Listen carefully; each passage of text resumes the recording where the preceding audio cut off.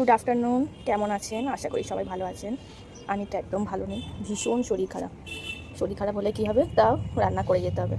Husband খাবে, ছেলে খাবে, পিসি খাবে। দেখো আজকে আমি এই ভাত বসিয়ে নিয়েছি, অনেক বেলায় রান্না করতে আসলাম। এই যে জ্বর হয়েছে, ঠান্ডাও লেগেছে, গলা ব্যথা। এই যে ভাত বসিয়ে নিয়েছি আর একটুখানি চিকেন করব।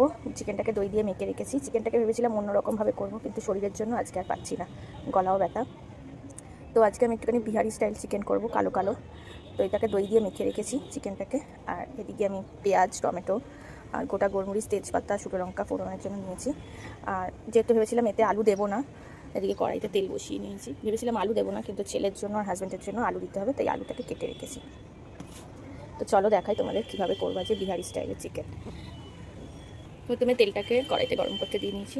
এর মধ্যে শুকনো লঙ্কা আর গোলমরিচ, তেজপাতা ফোড়ন দিয়ে নেবো। এটাকে ভালো করে একটু ফোড়ন দিয়ে নেবো। দেওয়ার পরে তো পেঁয়াজগুলো, খুব শরীর খারাপ, দুদিন ধরে খুব জ্বর। কালকে ডাক্তার দেখিয়েছি, মেডিসিন খেয়েছি, এখনও মানে জ্বর আছে, খুব উইক শরীর। তাও করে যেতে হচ্ছে রান্না, কেন খেতে হবে। হাজব্যান্ডও সারাদিন দুপুরে ভাত খায় না, সকালবেলায় টিফিন খেয়ে যায়, সে রাতে এসে খাবে। ছেলে আছে, পিসি আছে, তাই একটু ভাবলাম ভাত আর চিকেনটাই করে নিই। পেঁয়াজগুলোকে দিয়ে ভালো করে লাল লাল করে ভেজে নেব।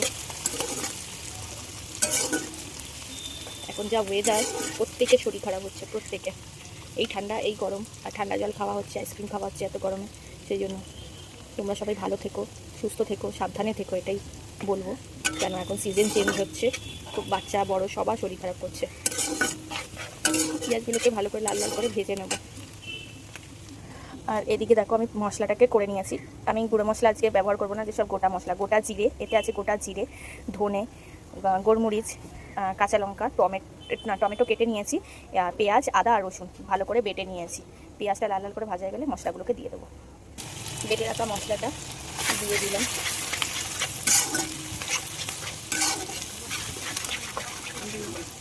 ভালো করে মিশিয়ে নেব। পেঁয়াজটা বেশি লাল লাল ভাজিনি। চিকেনগুলো দিয়ে দিয়েছি, এবার এটাকে নাড়াবো না। যেটা টক দই দিয়ে মাখা রেখে দিয়েছিলাম, মেখে ম্যারিনেট করে রেখে দিয়েছিলাম, তাই এটাকে ঢাকা দিয়ে দেবো। এতে জল ছাড়বে, এটাকে ঢাকা দিয়ে দেবো।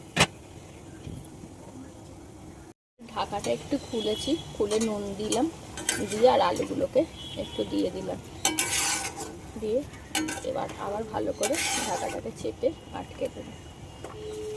মাংসটা সেদ্ধ হয়ে গেলে খুব করে কষাবো এটাকে।